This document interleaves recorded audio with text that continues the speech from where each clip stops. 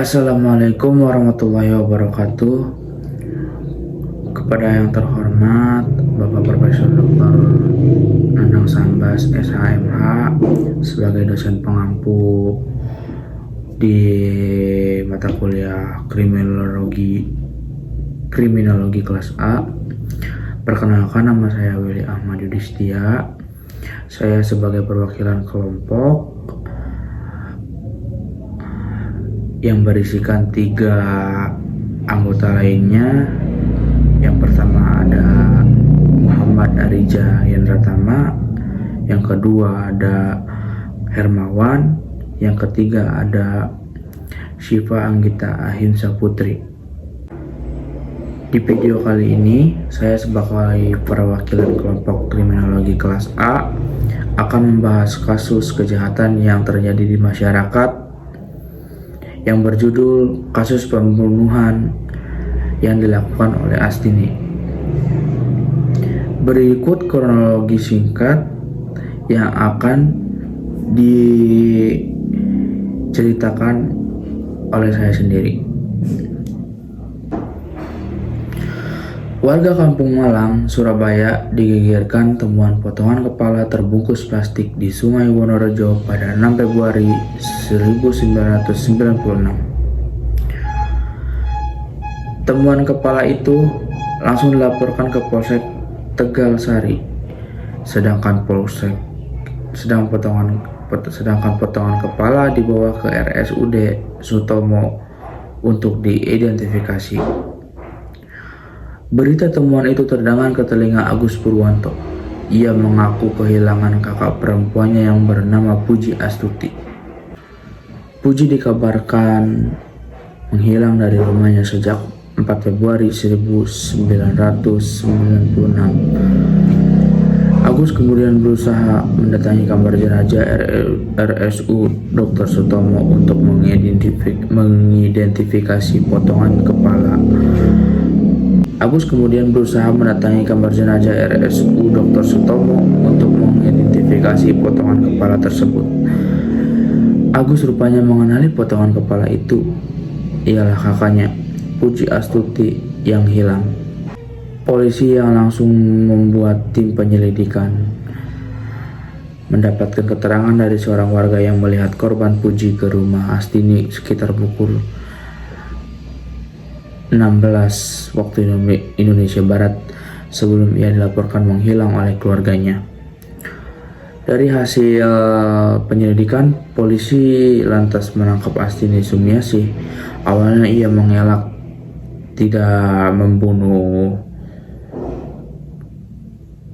Astuti, namun setelah dicecar sejumlah pertanyaan dalam interogasi, akhirnya ia mengaku pembunuhan, bahwa ia merupakan pembunuh Puji.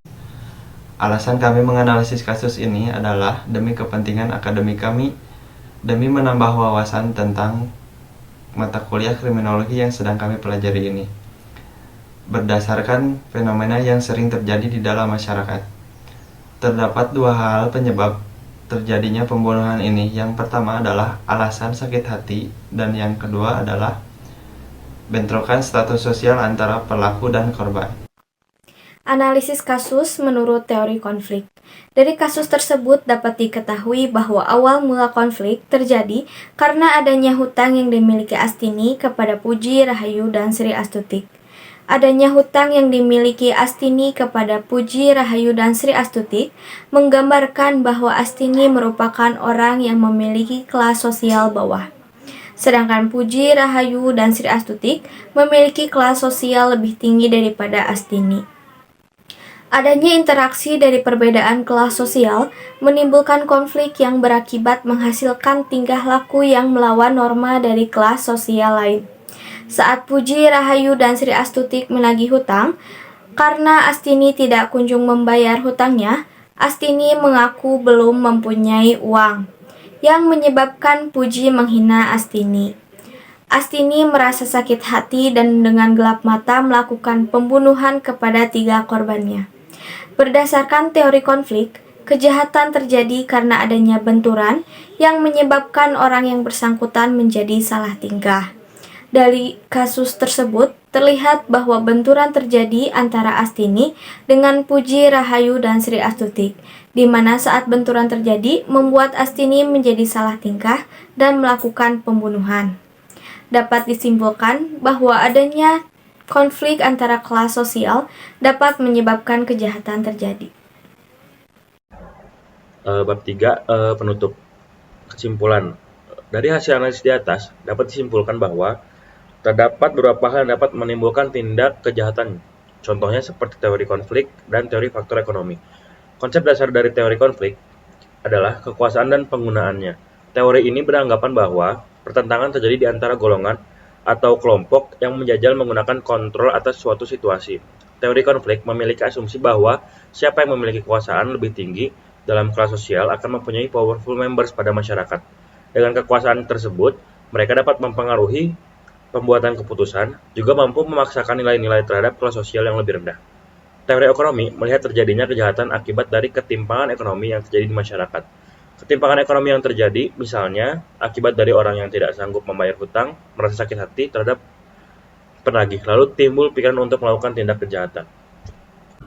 Baik, segitu saja dari hasil dari menganalisis kasus yang menyangkut teori pendekatan kriminologi dari kelompok kami. Mohon maaf jika ada salah-salah kata. Wabillahi taufiq wal hidayah. Wassalamualaikum warahmatullahi wabarakatuh.